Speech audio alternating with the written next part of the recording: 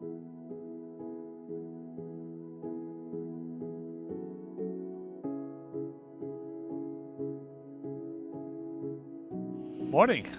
Welcome back. We've made a great progress since our last filming. So tremendous changes to the front. We had a shallower entry. Basically, it literally stopped over to here.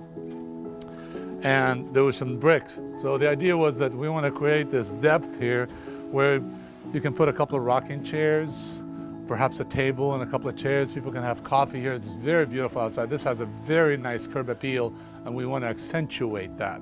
And then we put the obviously redwood steps, and then we've got some lights in there. So your question might be, say, hey, why redwood? Why not stone? Why not concrete? We obviously explored all that, and it basically came down to some value engineering. Beside, the natural look of wood really blends in with the trees and the character of the house. So that's why we went in. So come on inside. This floor is ready to be resurfaced next week. This floor is about 5/8 of an inch, which is not your typical thick floor, which is 3/4 of an inch. They don't make it anymore. It's a beautiful character in the house, so I'm gonna resurface it. This is the stain that I'm gonna go with. I'm going with a special walnut number 124. So this is gonna be matching close to that brown color in the ceiling that's gonna be contrasting it. Let's take a quick look in here on what the colors look like. You know, you can see we went with an antique white wall and a Swiss coffee ceiling. You can see the contrast is very nice. The baseboard and the trim is gonna be antique white glossy. And then let's come in here into the bathroom. You can see what we're trying to do here. We've got kind of a charcoal looking tile. We're in the process of installing the cabinets. Cabinets arrived on Monday afternoon. Here's an example of a field condition that we needed to coordinate. My HVAC guy was supposed to move this vent to be aligned with the center of this cupboard. Well, he did not do that, so we're gonna have to build something up to cover. Again, this is gonna be tile, stone right here, and then we're gonna have a kind of a backsplash with tile, some mosaic tiles right here. All right, refrigerator, appliances. Coming to this room, as you can see, complete transformation in this room. Again, this room was previously a garage that was converted in the early 60s, legally permitted, etc.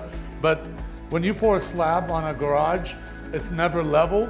So we came back and we floated some of those areas. You can see this is additional concrete that we did with floated in order to give it that level feel. Because when you put the carpet, even on a thick mat, which I am putting a thicker mat, you're still gonna feel it when they walk. So at least now it feels like it's level. We've done a lot of work outside. We've talked about the concrete that we poured. We talked about the landscaping. So this was a late addition. I decided to do this deck right here, kind of the same concept. The plan before was to make a deeper deck.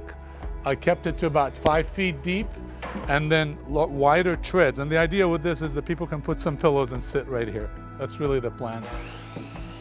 And again, this is new. We got new gutters. Those are seamless gutters. You can see the connections right there.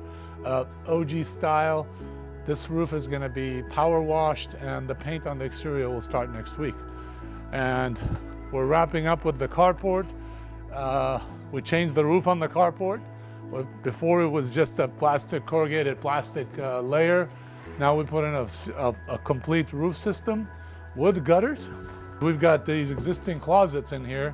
No sense of changing things, but just replace the hardware. Obviously, this is going to be painted to match the house, and you won't see any of this.